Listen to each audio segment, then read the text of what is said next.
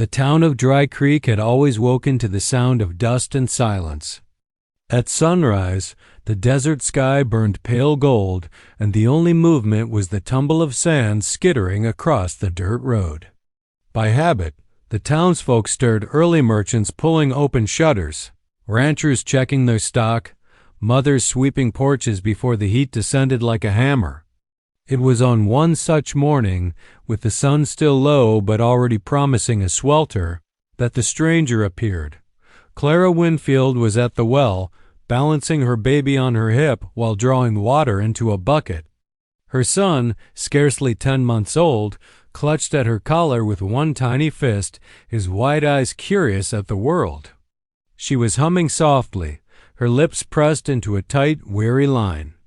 Life had not been kind these past years. She had long ago learned to guard her voice, to sing only when it soothed the baby or kept her courage steady. It was then she saw him. A shape staggered at the far end of the road, dark against the rising sun. For a moment, Clara thought it a drunk or a man returning late from the night's card games. But as the figure drew nearer, she felt her breath catch. His shoulders were broad, his step unsteady, his clothes, what was left of them, torn and soaked through with dust and blood. Long black hair clung to his brow. His face, proud even in weakness, marked him at once as Apache. Gasps spread like sparks among the waking townsfolk. A shopkeeper's wife dropped her broom. A man cursed under his breath. The sheriff's office door creaked open, boots crunching on gravel. Clara could feel the shift in the air, the fear, the suspicion, the instant hatred that came whenever an Apache appeared within sight of Dry Creek. The stranger swayed, his lips moving without sound. Clara instinctively shifted her baby higher against her shoulder, though not from fear of him. Her heart pounded, not with the townsfolk's dread, but with something unnameable, something older, heavier, buried deep. The Apache stumbled and fell forward, his knees striking dirt just feet from the well. Clara startled, her bucket tipping, water spilling across the ground. He braced a hand against the earth, head bowed, his breathing ragged. "Get back, Clara!" Someone shouted. It was Mrs. Kittle, the blacksmith's wife, clutching her apron as though it could shield her. "Leave him be. Let the sheriff deal with it." The sheriff himself approached then, revolver drawn, face set with the kind of hardness men wore when they'd already chosen violence. "You folks stand back," he ordered. "We'll drag him off before he stirs up trouble." Clara's grip tightened on her baby. The infant whimpered at the raised voices, burrowing into her shoulder. She looked down at the man on the ground, his hand trembling as he pressed it against his side, the blood dark and fresh. He was dying. No one else saw a man's life bleeding out. They saw only the enemy, a body to be hauled away. Clara stepped forward. The sheriff's gaze snapped to her. "What do you think you're doing, Mrs. Winfield?" Her voice was steady, though her insides quivered. "He'll die if no one helps him."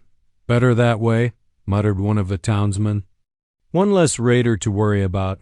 He doesn't look like he can raid much of anything," Clara replied sharply, surprising even herself. She knelt, her skirts brushing the dust, lowering the baby carefully against her chest with one arm while she reached out with the other. The Apache lifted his head slightly then, and for the first time their eyes met. His were dark, fierce even in pain, but there was something else there too, something startlingly familiar. Her breath caught. She pushed the thought aside before it could take shape. The man's lips parted, and he rasped in a hoarse whisper that only she could hear, "Water." Clara pressed the bucket to his mouth, steadying it as he drank in shallow gulps. The crowd shifted, muttering uneasily, but no one dared touch her while she knelt beside him.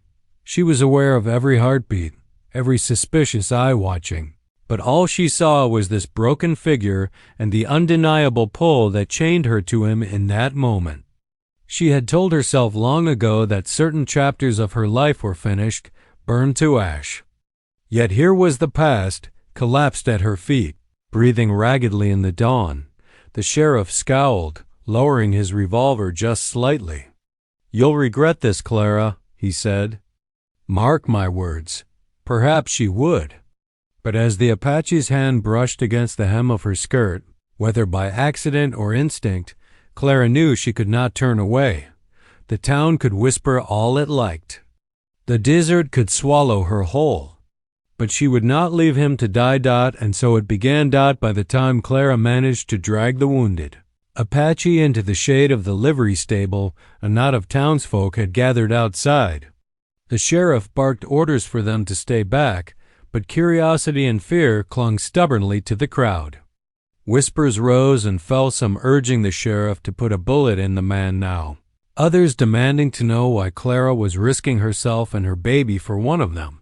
Clara ignored them. She laid the stranger against a stack of hay bales, her arms aching from the effort. The baby stirred against her chest, fussing at the strange tension in the air. Clara pressed her lips to the child's soft hair, murmuring a hush, though her own nerves were frayed raw. The Apache opened his eyes again, narrow slits against the dim stable light. His gaze swept the space, then settled on Clara. He tried to sit, failed, and grimaced as pain seized him. Clara knelt quickly at his side, steadying him before he collapsed again. "You shouldn't move," she said softly. His lips twitched in something like defiance, but the strength behind it faltered. His voice came low and ragged, a whisper dragged from deep within. "She's not my wife." Clara froze. She hadn't spoken a word to anyone about him, yet here he was, denying something no one had claimed. The sheriff, lingering at the stable entrance with his revolver loose in hand, snorted. "No fear there. This woman's too sensible for that." His eyes flicked to Clara's baby, squinting. "Though I've heard talk enough about her choices." The townsfolk outside chuckled darkly at that, their laughter sharp as knives. Clara's cheeks burned, but she kept her head down, focusing on the Apache. His words had been meant for her alone, not the sheriff, not the crowd. She could still feel the weight of them vibrating in her bones. "She's not my wife." Why had he said it? Was it warning? Protection? Or denial of something deeper, something she had once dreamed might be true? The Apache tried again to rise, his jaw tightening against pain. Clara pressed a hand against his shoulder. "Stop," she whispered firmly. "You'll bleed out if you keep thrashing." His eyes locked on hers, steady despite his weakness. "Danger for you." Each syllable cost him. "They kill me. They." "Punish you." Clara's throat tightened. He was right. Every eye in town was already on her, calculating how to make her pay for her defiance. But she had lived under the weight of their judgment for months now, since her baby's birth, since the whispered questions about the father that she had never answered. She was used to bearing that burden alone. "Let them think what they want," she said. "I won't let you die here." The Apache's gaze flicked to the baby then, who squirmed in Clara's arms, reaching one chubby hand toward him. The warrior's breath caught almost imperceptibly, but Clara saw it. Something flickered across his face, a mixture of recognition and disbelief, gone as quickly as it appeared. He turned his head sharply, as though refusing to look again. The sheriff stepped closer, his boots grinding hay into the dirt. "Clara," he said in a low, dangerous voice, "you need to move away from him." "I'll finish this before it turns ugly." She looked up, her spine stiffening. "You'll do no such thing.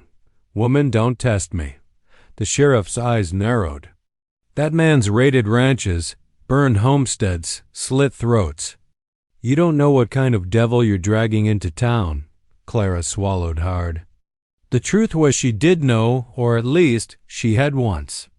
Before the raids, before the bloodshed, before the endless war between whites and Apache had carved them into enemies. She had known him as a man, not a monster. And though years and scars had changed them both, she couldn't unsee what her heart recognized. The Apache must have read some fragment of her thoughts, because he rasped again, more urgently this time. Not my wife. Not mine. His eyes darted toward the sheriff, toward the crowd, then back to her. She understood now he wasn't rejecting her. He was trying to shield her from suspicion, but it was too late. The sheriff's gaze had followed the Apache's, settling once more on the baby in her arms. He frowned, his mouth twisting as if chewing on an idea that tasted foul. Funny, he muttered, the way that little one's eyes look. Not blue like yours, Clara. Not green like your late husband's. Dark. A ripple of unease moved through the crowd outside. Someone whispered, Apache eyes. Clara clutched her child protectively, heart hammering. The Apache closed his eyes as though bracing for a blow, his denial hanging heavy in the air. Not my wife. He had spoken it to save her, but the baby's presence was already undoing every word. And Clara, trapped between past and present, could only pray the truth would not break them all apart. The stable was stifling, thick with the smell of hay and sweat, the air heavy with unspoken judgment pressing in from the townsfolk outside. Clara could feel their stares like pins in her back. Every second she lingered at the Apache's side was another second they thought less of her. Another stone added to the heap of rumors already burying her name. The sheriff stood rigid at the doorway, revolver still in his grip. His jaw worked as though he were grinding his teeth into powder. This has gone on long enough, he said. You've given him water, now step aside. Let me finish it. Clara rose slightly, her baby shifting uneasily in her arms. Her voice trembled, but she kept it steady. He's no threat. Look at him. He can hardly lift his head. That's when they're most dangerous, the sheriff snapped. Like snakes. They wait till you get close. His gaze cut to the stranger sprawled against the hay bales, then back to Clara. And you've gotten too close already. The baby stirred again, fussing. Clara pressed him against her shoulder, rocking instinctively. The child let out a thin cry that grew louder, sharper, until it filled the cramped stable. His small fists waved in protest, his cheeks flushed with distress. The sound pierced the silence more than any gunshot could have. Apache's eyes fluttered open. Slowly, painfully, he turned his head toward the child. For a moment, his breathing faltered, as if the cry had reached some hollow inside him no blade or bullet ever had. His dark eyes locked onto the infant, drinking in every detail, the curve of the boy's cheek, the shadow of soft hair, the tiny hands that clenched and unclenched as though demanding to be answered. The baby's wails echoed louder, bouncing off the wooden beams. Clara swayed gently, whispering lullabies under her breath, but it was no use. The child twisted in her arms, his cries insistent. And then, with startling clarity, he reached his little hand toward the Apache. Clara froze. The baby's cries softened, hiccuped, and then just like that shifted into a curious babble, eyes never leaving the wounded man. The Apache's gaze widened, his body stiff as if struck by lightning. His lips parted, though no words came out, only a sharp inhale that rattled in his chest. The sheriff noticed it too. His brows furrowed, suspicion thickening in his face. "What's this?" he muttered. "Why's the boy looking at him like that?" Clara hugged her son protectively, but the damage was already done. The child, in all his innocence, had seen something none of the adults dared name aloud. He had quieted not for her lullabies, not for the sheriff's bark, not for the restless crowd, but for the Apache. "Clara," the sheriff said slowly, his tone edged with steel, "you best explain yourself." That child, he cut himself off, his jaw working as if he'd bitten into something sour. Clara felt the world tilting beneath her feet. She could hear the whispers from outside the stable walls. Looks at him like a father. Maybe that's why she's so protective. Her throat tightened. She wanted to shout them down, to deny it, to bury the truth as she always had. But the baby, with the innocence of truth itself, had undone years of silence in a single cry. The Apache closed his eyes as if the weight of it was too much to bear. When he opened them again, the fierceness was gone, replaced by something raw, something almost tender. His lips moved, shaping a word, though no sound emerged. Clara recognized it anyway. Son. The sheriff's patience snapped. He strode forward, shoving Clara aside with his free hand. Enough of this, he growled. He raised his revolver, sighting the Apache's chest. Stop, Clara cried, stumbling but tightening her hold on her child. You'll kill an unarmed man in front of my boy? You'll stain this town with more blood? The sheriff didn't lower his weapon. His voice was cold as iron. Better a drop of Apache blood than another massacre. That's what you don't understand, Clara. Mercy is a luxury this town can't afford. But even as he said it, the baby let out another cry, shrill and insistent, as if protesting the sheriff's words. The Apache's gaze flicked to the child again, and for an instant his whole face changed, no longer the hardened warrior but something else. Something achingly human. Clara saw it. The sheriff saw it. And though no one spoke it aloud, the truth was there, raw and undeniable. The baby's cry had cut through every lie, every denial, every attempt to bury the past. He wasn't just a wounded stranger anymore. He was connected to her, to the child, to everything she had fought so hard to keep hidden. The baby's cry lingered in the air long after it had, softened into small whimpers against Clara's shoulder. The Apache lay still, his chest rising and falling shallowly, yet his eyes never left the child. That steady gaze, dark and unflinching, carried more truth than Clara dared admit aloud. The sheriff holstered his revolver with deliberate slowness, but his silence was more dangerous than any bullet. He glanced at the mother, then the man, then back again. His jaw tightened, a storm brewing behind his eyes. All right, he said finally, his voice low but carrying. Enough dancing around it. Folks are talking, Clara. They've been talking since that boy came into the world, and you've never once answered straight. Now here we are, and your baby looks at him like a pup looks at its sire. You best explain yourself. Murmurs rippled through the crowd outside the stable. The words cut deep, each one a blade. Clara's face flushed hot, her arms tightening around her son as though she could shield him from every accusation. There is nothing to explain, she said, her voice quivering but firm. This child is mine. That's all anyone needs to know. The sheriff barked a harsh laugh. Yours, sure. But children don't come from thin air. Who's the father, Clara? You owe this town the truth. She felt the old ache stir inside her, the one she had locked away when the baby was first placed in her arms. She had survived by silence, by refusing to give the town anything it could use to destroy her further. Her late husband had died before she even knew she was with child, and she had let folks believe what they wanted, that the boy was his. But the eyes, the skin, the stubborn way he looked at the world, those had never belonged to her husband. She swallowed hard, staring at the dirt floor. The father is gone. That's all you'll ever hear from me, the sheriff sneered.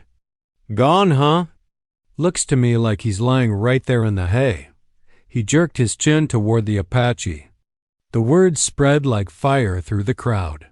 Some gasped, others cursed. An Apache? Someone hissed from outside. God help us. Traitorous woman, another spat. Clara's chest tightened, shame and fury warring inside her. She wanted to scream that they were wrong, that love was not treachery, that she had known something beautiful once before the world had twisted it into sin. But what good would it do? They would never understand. They had never seen him the way she had before the scars. Before the war carved lines into his face, the Apache shifted weakly, his lips parting as though to speak, but Clara pressed her hand lightly against his shoulder. "Don't," she whispered. "You'll only make it worse." But he didn't listen. His voice came out rough, strained, but strong enough to carry.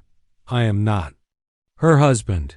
His eyes flicked to Clara's, fierce despite his weakness. "Do not punish her." The words were meant as protection, but to the townsfolk they sounded like confirmation. There it is. The sheriff shouted, triumphant. "Even he admits it. She's been keeping him, hiding him, all this time." "That ain't Christian," someone called out. "Run her out."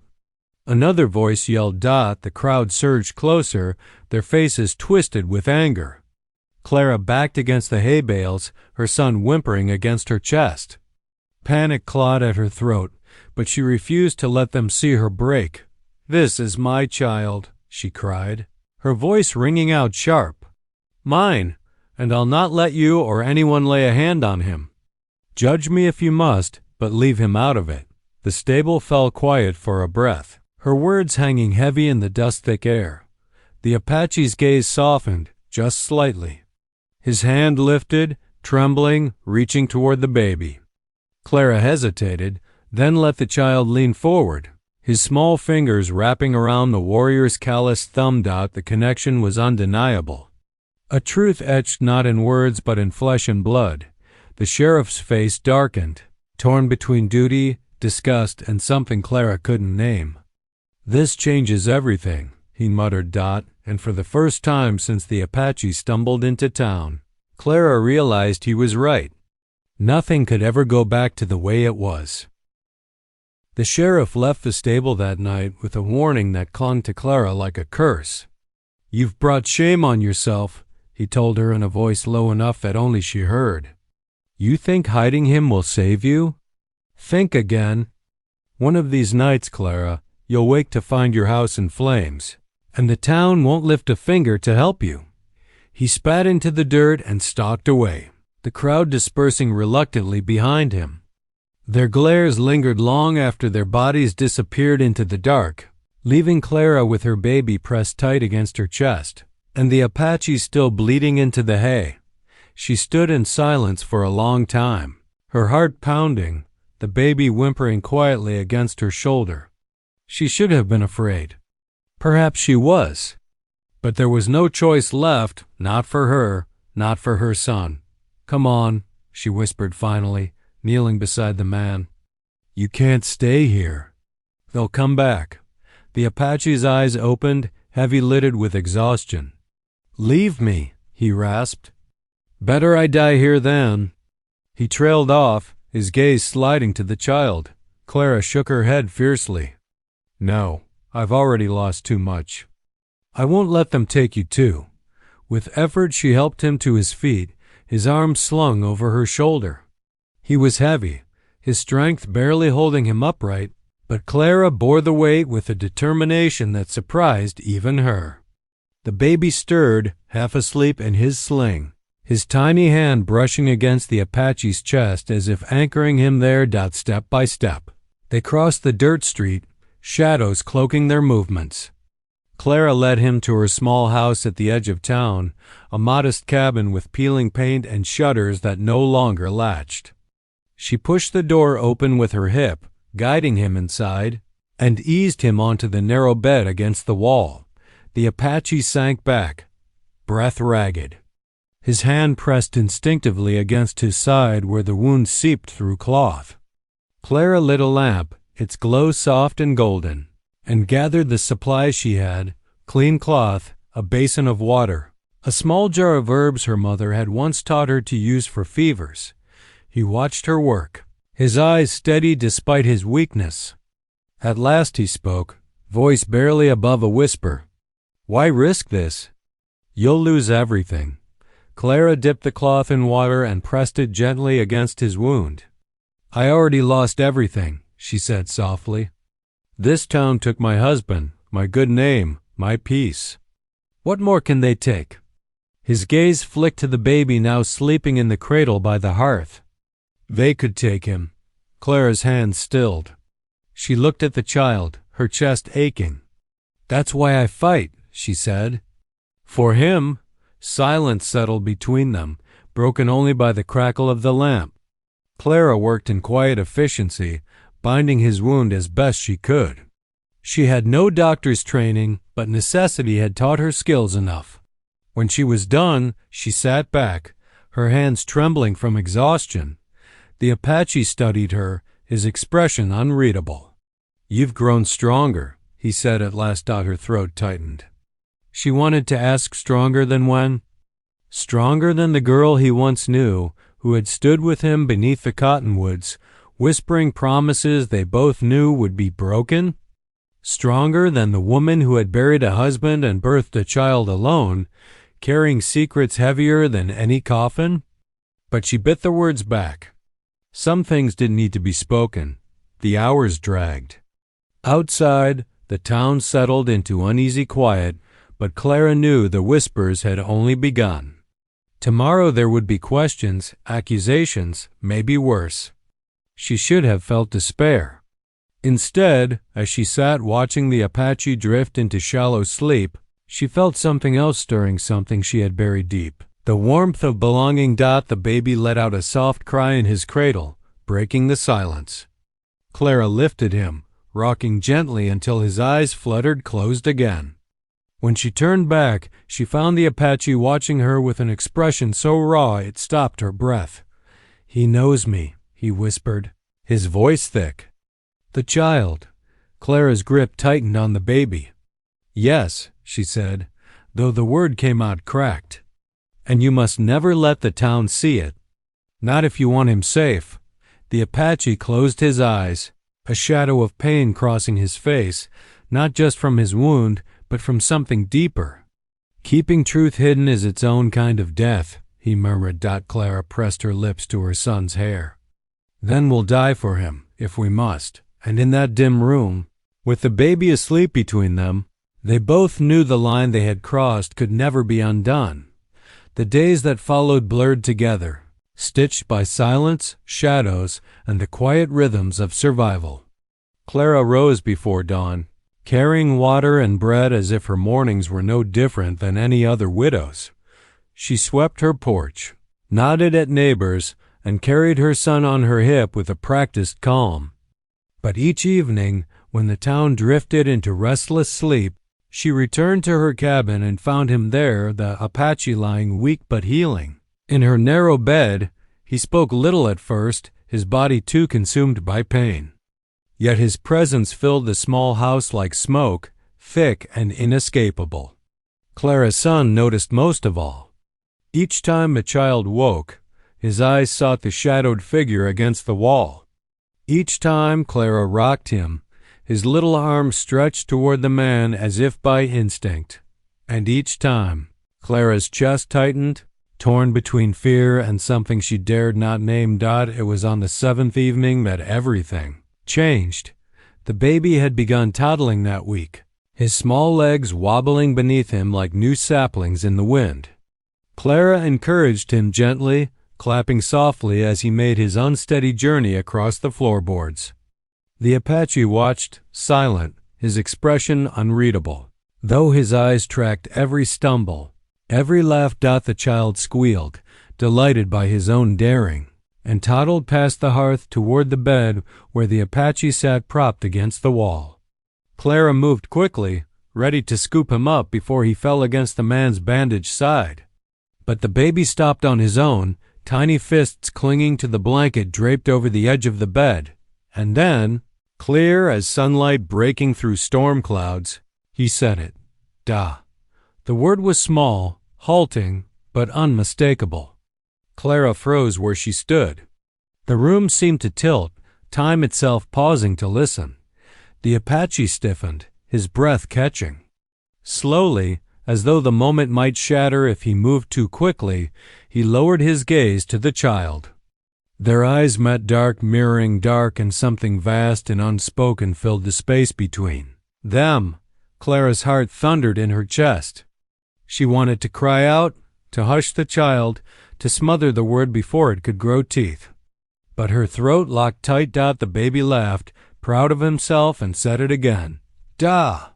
His tiny hand reached upward, brushing against the Apache's scarred arm. The warrior's face broke not in weakness, but in a kind of stunned reverence. His eyes shone, the mask of stone he had carried for years cracking apart. For the first time since Clara had dragged him from the street, he did not look like a hunted man or a wounded enemy. He looked like a father. Clara's knees nearly gave way beneath her. She gripped the edge of the table, trembling. "No," she whispered hoarsely, as though the word could undo what had been spoken. "He's too young to know what he's saying." But even as she said it, she knew the truth. Children did not need to be taught to recognize their own blood. The Apache lifted a hand, hesitated, then brushed his fingers against the child's hair. The baby leaned into the touch, content, murmuring the word again in a softer, sleepier tone. "Da." Clara pressed her hand to her mouth, tears stinging her eyes. She had spent months, nearly a year, building walls around the truth, telling herself silence was protection. But now her son had toppled those walls with a single word, spoken in innocence, in love. The Apache looked at her then, his expression stripped bare. "He knows," he said quietly. "No matter what we hide, he knows." Clara shook her head, her voice breaking. "The town must never hear it." "If they do, they already suspect," he interrupted gently.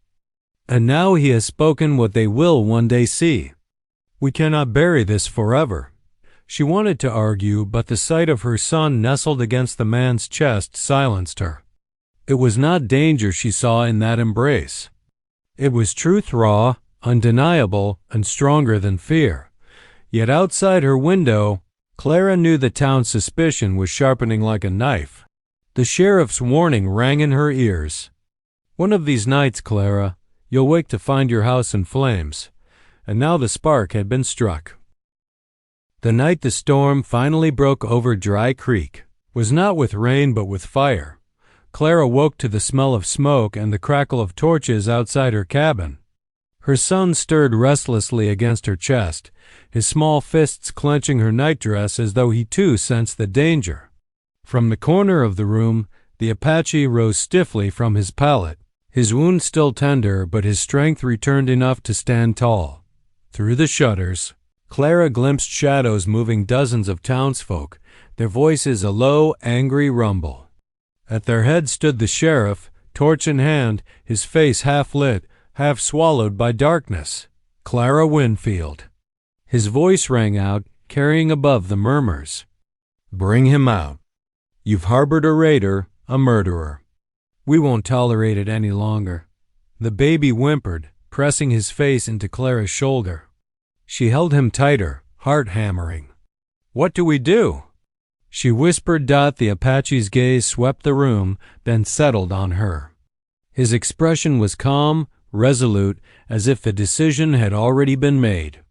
"They came for me," he said. "Not for you." "I will go." Clara shook her head violently. "They'll kill you." His eyes softened, though his jaw remained firm. "Better I die than you and the boy." Before Clara could answer, another sound cut through the night, a shrill, ululating cry rising from the hills beyond the town. Clara froze. She had heard it before, years ago when raids swept through the valley. The Apache stiffened, his hand tightening into a fist. "They're here," he said. "Warriors, his people. Drawn by word of his capture, or perhaps by vengeance of their own." Either way, Clara realized, she and her child were caught between two fires. The town that despised them and the warriors who might not spare them. The sheriff shouted again, his torch raised high. "Clara, last chance. Step aside and prove where your loyalty lies." Her knees trembled. Loyalty. How easily they demanded it when they had given her none. She glanced at the Apache, his tall frame, his scarred face, his steady gaze on her son. And she knew, "This is my family," she whispered fiercely, "and I will not betray it." The Apache looked at her then, something fierce and unspoken passing between them. He straightened, his shoulders squaring despite the pain. For too long he had whispered denial, shielded her with lies. But now, with enemies on all sides, silence would only destroy them. He stepped to the doorway and threw it open. The townsfolk recoiled at the sight of him standing there, torchlight glinting off the sweat on his skin, his presence towering, undeniable. "She is my woman," he declared, his voice carrying like thunder. "And this child," he pointed to the baby nestled in Clara's arms, whose wide eyes reflected the firelight. "Is my blood?" Gasps rippled through the crowd. The sheriff's face twisted with fury. "So it's true?" he spat. "You've tainted her. You've cursed this town with your spawn." But before he could raise his weapon, the hills erupted with the pounding of hooves and the cries of warriors descending. Arrows whistled through the night, striking the dirt near the crowd. Panic spread. Townsfolk scattered, some firing wildly, others fleeing into the dark. Clara clutched her child, her breath ragged. The sheriff remained, torch burning in one hand, pistol in the other.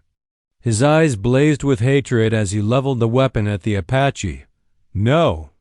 Clara cried, moving instinctively between them. The sheriff hesitated just a fraction too long. The Apache lunged, knocking the pistol aside. The shot went wide, slamming into the cabin wall. In the chaos, the baby let out a piercing cry, his voice rising above the clash of men and the thunder of approaching warriors. That sound, the sound of innocence, of life cut through the madness. For an instant, both sides faltered. Even the sheriff's grip weakened. The Apache pulled Clara close, his arm shielding her and the child. His voice roared above the turmoil. "This is my family. Whoever strikes at them strikes at me." The words hung in the smoke-filled air, undeniable, uncheckable. The truth no longer whispered but shouted for all to hear. And in that moment, as fire and fear raged around them, Clara realized the Apache had done the one thing she never dared. He had claimed them, openly, before the world. The night had been long, fierce and blood-soaked. When dawn finally crept over the desert horizon, the smoke of burning torches and gunpowder still hung heavy in the air. The townsfolk of Dry Creek, those who had fled in fear, those who had stood frozen with hate, now crept back into the streets. Their eyes wide, their voices hushed. The Apache warriors had come swift and hard, then vanished into the hills before the sun touched the sky, leaving behind only silence and the raw memory of their fury.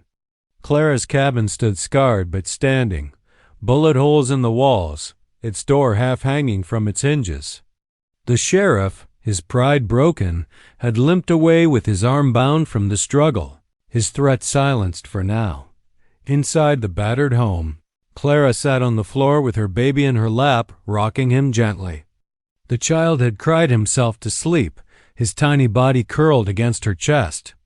Her hand shook as she stroked his hair, exhaustion weighing down her limbs like chains. The Apache stood near the open doorway, his tall frame silhouetted against the pale light of morning. His wounds still ached, but he carried himself with a strength that seemed unbreakable. He had not slept, had not even sat, as if standing guard through the night was the only way he could keep them safe. Clara looked up at him, her throat thick. "You shouldn't have done it," she whispered.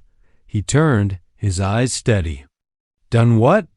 "Claimed us," she said, her voice barely audible. "Now the whole town knows. There's no taking it back."